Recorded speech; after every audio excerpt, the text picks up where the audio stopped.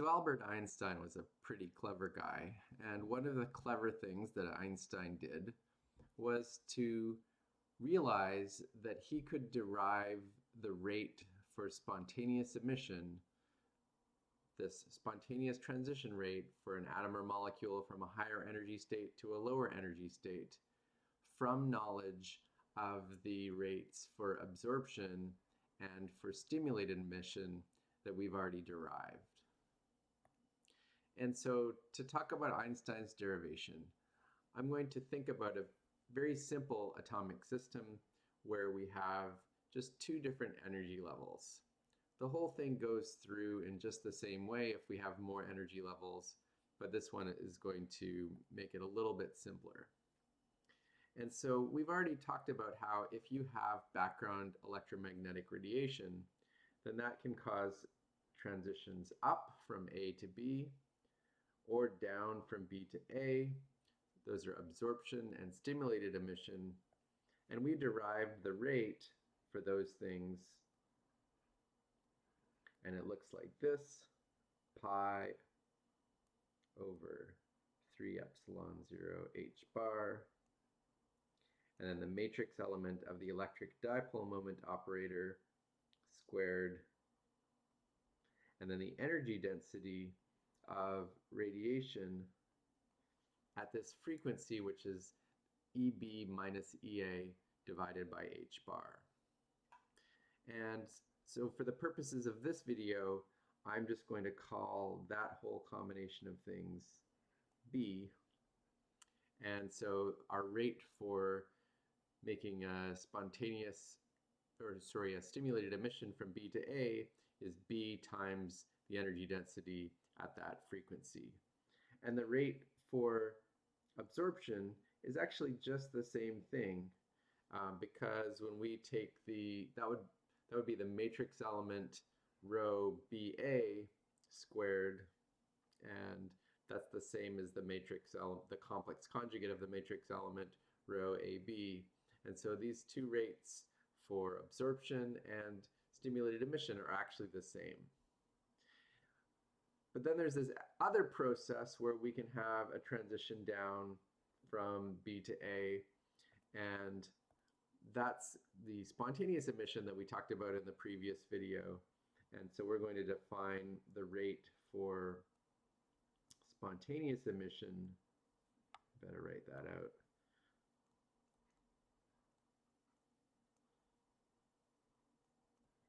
And we'll call that A. That's the probability per unit time that the atom in the state B will make a transition to the state A in the absence of any electromagnetic radiation. And so this is what we want to derive in this video. Okay, and so the way we're going to do this is to think about a collection of atoms in a box like I've drawn over here, and in the box there's also going to be some electromagnetic radiation. So we're going to consider some number NA of atoms in the state psi A and NB in the state psi B,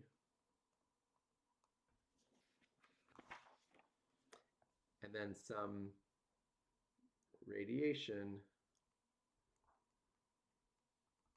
where the energy density at the various frequencies is given by this function rho of omega as we described in the physics at finite temperature video.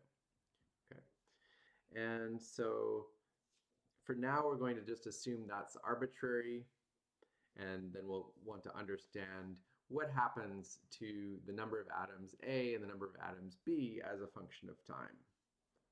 And so because we have atoms in the B state, then we have this possibility that they could have stimulated emission and go down to the A state, or they could have spontaneous emission and go down to the A state. Or there could be some A atoms and they could absorb energy and move up to the B state. And so we can think about writing an equation for the change in the number of B atoms in an infinitesimal amount of time dt, that is the derivative dn by dt. And so that's going to get contributions from our three different processes. Okay, so first let's think about the contribution from spontaneous emission. Okay, and so if you have one atom, then A is the probability per unit time that that's going to make a transition. And that means if I have NB atoms, then the expected number of atoms per unit time that will make a transition down is the number of atoms NB times that probability. And so in our formula here, then we're going to get a contribution to the rate of change of the number of B atoms, which is that number of B atoms times our rate per unit time of a single atom making a transition down. Okay, and then similarly, we're going to have then the rate per atom for stimulated emission times the number of atoms, and that's also going to come with a minus sign. So that was what we called B times rho of omega BA. Okay, and so because when you have stimulated emission, that means you lose a B atom, or a B atom now becomes an A atom. But then there's one process where we can actually gain B atoms, and that is from absorption. And so the rate of absorption for an A atom going to a B atom, it's again given by this constant B times our rho of omega BA. But now we have to multiply that by the number of A atoms to get the number of atoms per time that are going to make that transition. So that looks like Na times B times rho of omega BA. Okay, so we have all these little bits I'm going to erase. There we go. So that's our formula for how many B atoms per unit time, how many do we gain? And similarly, we could write a formula for the number of A atoms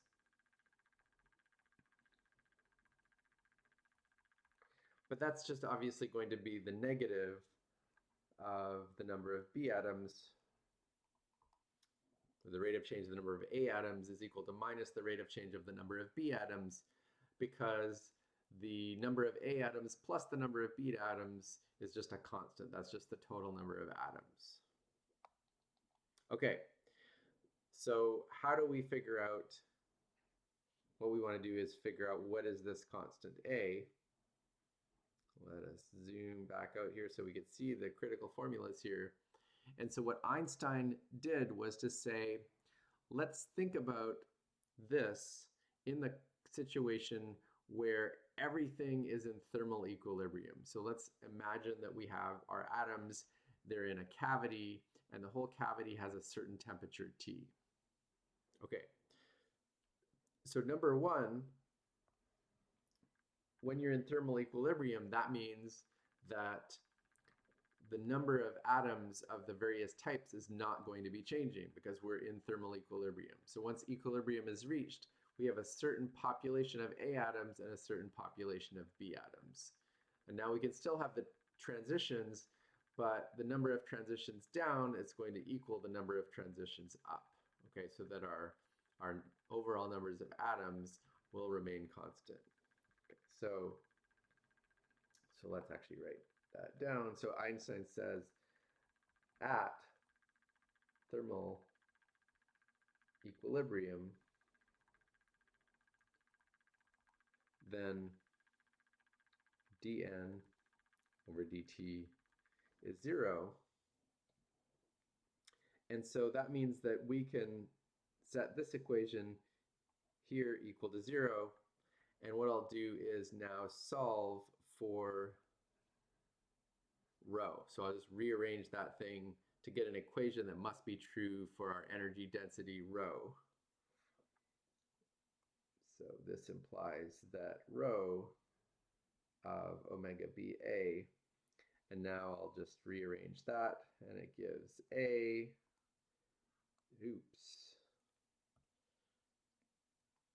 divided by NA over NB times B, and then minus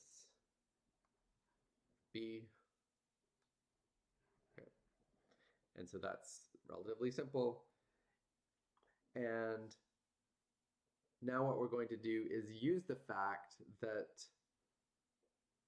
at thermal equilibrium, we actually already have a formula for what the energy density in radiation is. Okay, and so that's the Planck formula down here. And so now what we could do is identify these two expressions. Okay, so this must be equal to h bar over pi squared c cubed times, and so we're evaluating this at omega BA, so times omega BA cubed divided by e to the h bar omega BA over kt minus 1. And furthermore, we can use that this ratio NA over NB is given by, so we know what that should be at thermal equilibrium as well, because that's what this Boltzmann factor tells us. The Boltzmann factor tells us what is the relative probability of an atom being in a state with a certain amount of energy. And so we can use that NA over NB is going to be equal to e to the minus EA over KT over e to the minus EB over KT, which is equal to e to the minus, e to the, let's say, plus EB minus EA over KT. And that is equal to e to the h bar times omega BA over KT, which looks familiar because that's exactly what's showing up right there. Okay, and so what we can see is that the left-hand side almost matches the right-hand side. So the denominator, this denominator is actually there on both sides. Let's say I factor out the, B, so I'm going to do that using the magic of my eraser. Okay, minus 1b. And now I'm going to substitute in for NA over NB. So let's do that as well. So that gives e to the h bar omega BA over KT. Okay. Okay, and now you see that the two sides are going to be the same if, so they have to be the same, and so that means that A over B has to be that remaining factor h bar omega cubed over pi squared c cubed. So we've now actually got an expression for what A has to be in terms of B.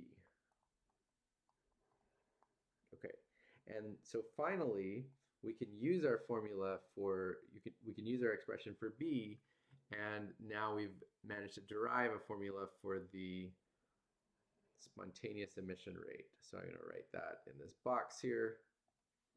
So this is what Einstein came up with for the spontaneous emission rate for a transition from a higher energy state B to a lower energy state A is equal to omega BA cubed. So we need to know the energy difference divided by h bar, that gives omega.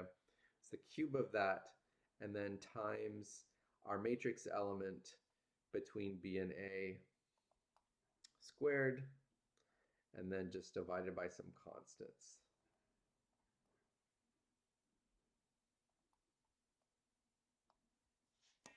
Okay, and so that's the rate for spontaneous emission. And in the next video, I'll do a little example of how we can use that in a problem.